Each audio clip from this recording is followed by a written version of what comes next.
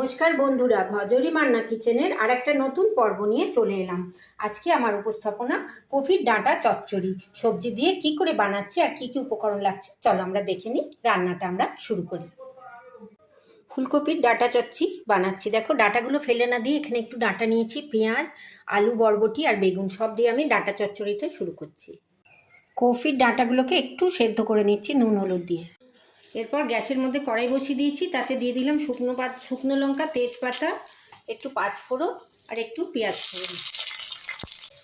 পেঁয়াজটা যখন একটু ভাজা ভাজা হয়েছে তাতে কাঁচা লঙ্কা, চেরা কাঁচা লঙ্কা দিলাম আর আলু, বরবটি, বেগুন সব সবজিগুলো দিয়ে দিলাম। পরিমাণ মতো নুন হলুদ দিয়ে দিলাম।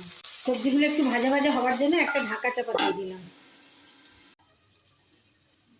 ঢাকাটা একবার খুলে নিচ্ছি, একটু ভাজাগুলো নেড়ে নিচ্ছি।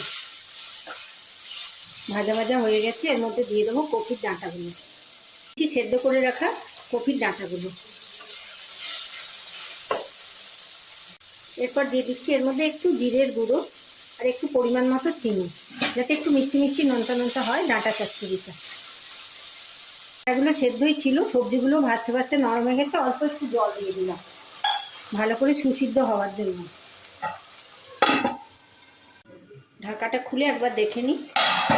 বাহ, ডাঁটা চচ্চড়িটা খুব সুন্দর সেদ্ধ হয়েছে। একটু জল আছে, আমি আরেকটু এটা সেদ্ধ করে নিচ্ছি, সুসিদ্ধ করে নিয়ে জলটা শুকিয়ে নিচ্ছি।